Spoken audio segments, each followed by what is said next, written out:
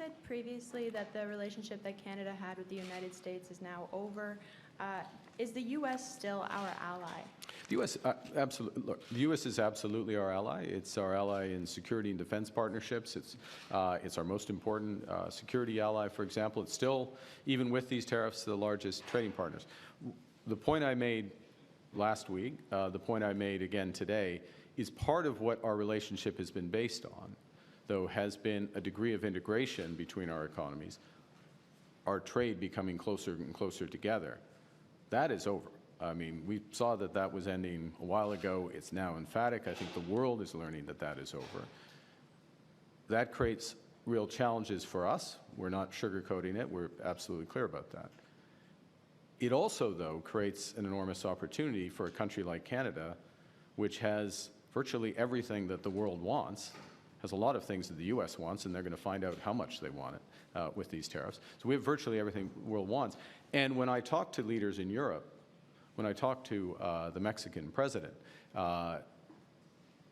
they want to work with us. They want to cooperate with us. And I'll say one other thing, if I may, and then hand, which is one of the things, and I'll go back to Team Canada, Premier Smith, Premier Moe, Monsieur le Premier Ministre Legault, all of those premiers in the very short term either have just gone on major trade initiatives to Europe in some cases, or about to go to trade missions in Asia. That's the Team Canada approach. That's the coordinated approach that we need. And I think Canadians, again, not sugarcoating the challenges, but can be very encouraged about the sense of purpose and action at different levels to move forward. Enfin, les alliés ou... Oh, oui, les États-Unis, bien sûr, les États-Unis est encore un allié du Canada. Les États-Unis, c'est notre allié la plus importante en ce qui concerne les matières de sécurité et de la défense, par exemple. Mais le monde change. OK. Ashley, please. Ashley Burke, CBC News. Good morning. You have talked about this, the old relationship when it comes to the tight military and security cooperation being over. So what exactly are you picturing, and what does that mean for NORAD? Well, first and foremost, what I've emphasized has been the commercial relationship, the trading relationship, and the direction of that relationship. It was only a few months ago that many responded to the initial U.S. tariffs and discussions of tariffs by saying, this was not me, to be clear, but some prominent Canadians said, well, we should have a customs union with the United States. We should become closer to the United States. It's clear that that strategy has tremendous risks, would be misguided in my view, and misguided and create tremendous risk. There may be certain sectors where that's the case, but as an overall approach, that view, that relationship's over. As I just said, our military and security relationship is still, with the United States, is still our most important one, without question. So I didn't declare the end of that, and I'm not declaring the end of that. What I have emphasized, and my government has taken action on, is diversifying and reinforcing other aspects of our security partnership. So we signed a major defense agreement with Australia, over the Horizon Radar. My trips to Paris and London were partly about deepening our security partnerships with those countries. We're looking on diversification in terms of maritime procurement and other aspects of procurement. We're reviewing the F-35 fighters to make sure that that's the right approach for the country going forward, given the other considerations. Last question. Yeah. You talked about how long and hard the road could be for Canadians if Mr. Trump keeps these tariffs in place. How long and hard, and is Canada headed towards a recession? Well, look,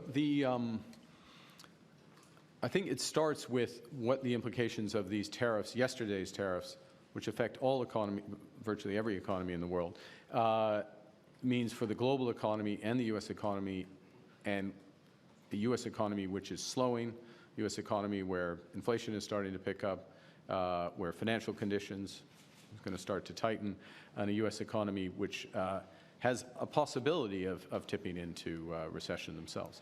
So it starts there. It is usually the case that when the United States has a recession, that it's very difficult for Canada to avoid something similar. There's been exceptions to that. With the financial crisis, 2008-9, when I was governor, we avoided a recession. We need to take action now for short-term support and reimagine our economy for the medium term. And I won't go through the list of things. You personally have had to hear them a few times, but it is about that one Canadian economy, and it's about building everything from homes to new energy infrastructure to new ports and trade infrastructure. By doing that, and by doing that in a way that is as coordinated and impactful and immediate as possible, we create a real possibility, in fact, probability. It's not just right for the medium term, but it's right for the short term. And that, in many ways, is what's at stake right now. Yes, we have to respond to the U.S., and we are responding appropriately. Yes, absolutely, first and foremost, protect our workers. But we need to do much more than that, which is to build this economy. And in doing that, we can avoid the slowdown that is coming. Well, we can do better than the United States. That's my point. We can do better than the United States. Exactly where that comes out depends on how much damage they do to their economy. Thanks, everyone. That En concludes. français, sur le dernier aspect, en ce qui concerne le taux de croissance à l'échelle globale, ce qui est sûr est que les tarifs américains vont desserrer au moins l'économie mondiale, y compris et surtout l'économie américaine. Et à ce moment-ci, l'économie américaine ralentit et l'inflation aux États-Unis augmente. Alors, c'est une combinaison très difficile pour eux. Et c'est avant d'avoir des grands tarifs. Dans ces circonstances, normalement, il y a un fort ralentissement de l'économie canadienne. Mais on l'a évité en 2008, quand j'étais gouverneur de la Banque du Canada, et nous pouvons réduire l'impact négatif, les retombées négatives de l'économie américaine d'ici au Canada avec de la force, de la force économique, y compris tous les volets afin de bâtir une économie forte. Okay, thanks, C'est tout? everyone. Yeah. Sorry.